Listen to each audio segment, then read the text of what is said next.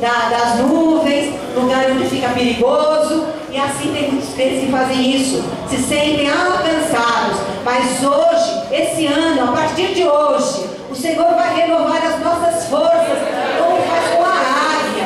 A águia ali muda todas as suas penas, muda o bico, muda tudo que for necessário, né? Para que possa ter uma vida melhor, uma vida mais íntegra, uma vida renovada e transformada. Glórias a Deus.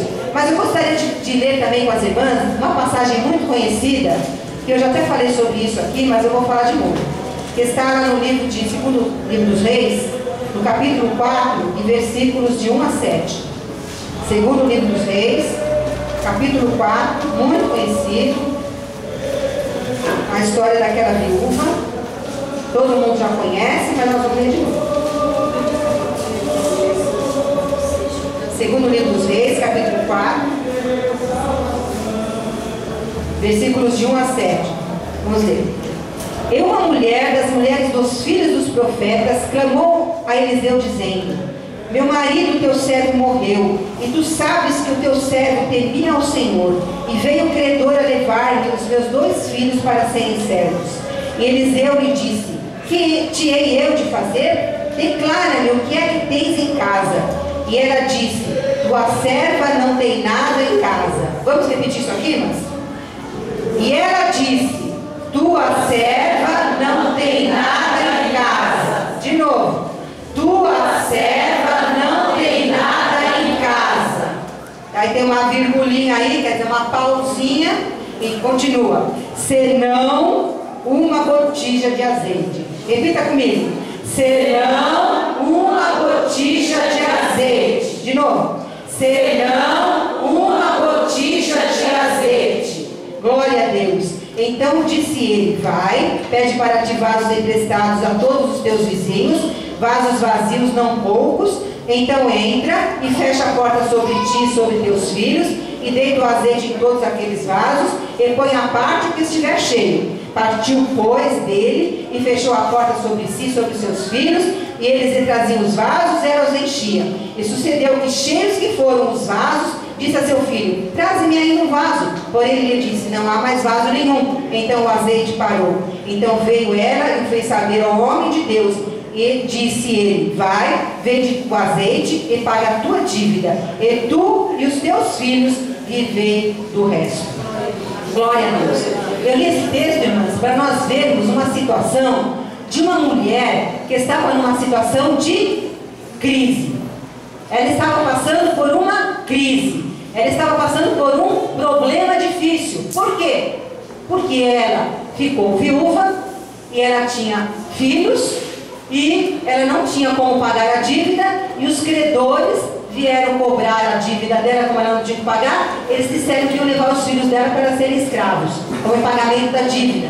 E ela se sentiu atribulada, ela estava com um problema na vida dela. Irmã, você tem um problema na sua vida, minha irmã?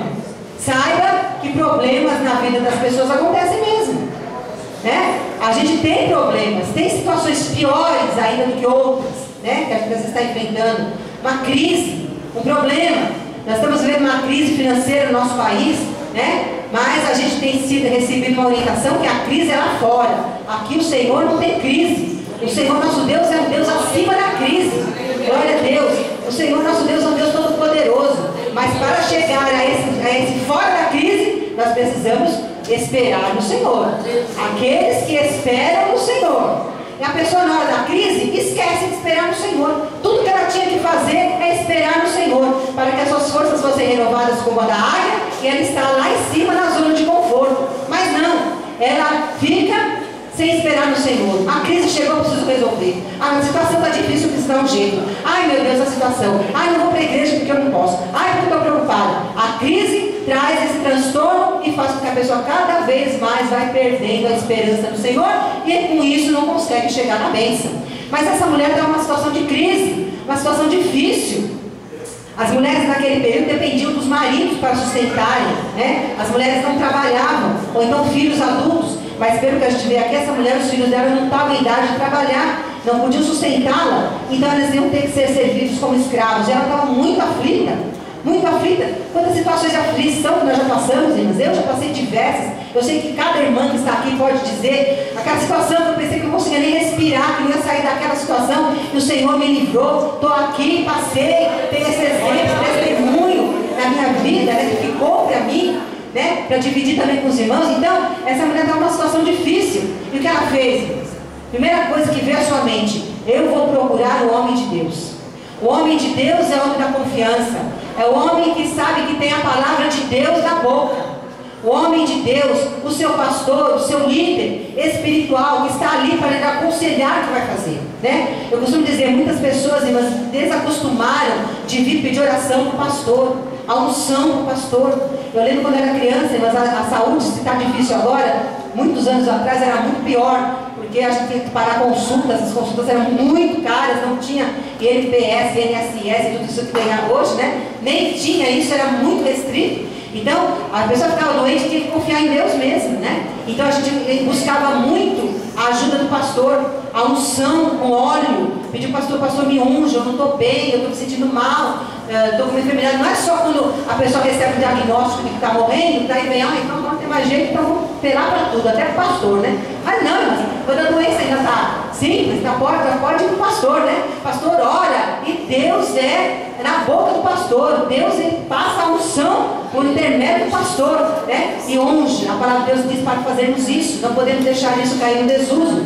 E essa mulher, ela foi com essa expectativa: eu vou buscar ajuda no nome de Deus. E chegou ali, contou. Mas muitas vezes a gente esquece, mas do pastor, do nosso líder, ele também é um homem. Ele é um homem de Deus, que Deus usa, mas ele não está lá no céu. Ele está na terra também, né? Ele tem todas as suas incertezas, suas dúvidas, seus medos, né? Não é a pessoa, eu sou Deus, fala o que você quer que eu te dou, né? A gente não é Deus, o pastor não é Deus. Mas ela chegou ali e ele pegou e fez uma pergunta na hora dessa: olha, está acontecendo isso. O meu marido era servo de Deus, era Deus servo, ele servia na igreja junto com o Senhor. Agora morreu, eu estou nessa situação, o que eu faço? Quantas vezes o pastor não encostava na parede, né? Pastor, o senhor falou que Jesus cura, tem que me curar. Jesus tem que me curar. O senhor pregou que Jesus faz isso, que arruma emprego, que abre porta de emprego, tem que abrir para mim. E vão pôr o pastor ali encostado na parede, né? Mas o pastor sempre tem que ter uma estratégia do céu, uma palavra do céu, para dizer. E aqui a gente vê que esse homem, ele se sentiu nessa situação de aperto. Ó, depois que ela falou isso, Eliseu lhe disse: que terei eu de fazer? Ai, meu Deus do céu, o que eu vou fazer? E agora, né? O que eu vou fazer? Daí ele falou assim: vamos começar, né? Vamos pensar, né? Me fala então, o que você tem em casa? E essa mulher numa situação de crise, mas quando a gente está em situação de crise, em situação de aperto, em situação de luta, a gente só tem pensamento negativo.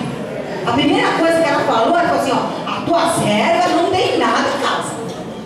Primeira coisa é uma resposta negativa, uma resposta de o negócio está tão ruim, pior do que o senhor pode imaginar. Eu não tenho nada em casa. Foi a resposta imediata. Mas depois, irmãs, ela entrou na dimensão espiritual. Ela passou dessa dimensão carnal, né, materialista, ela passou para o espiritual. Olha, senão, irmãs, na nossa vida sempre tem um senão. A não ser que, né, sempre tem essas palavrinhas que a gente precisa se segurar nelas.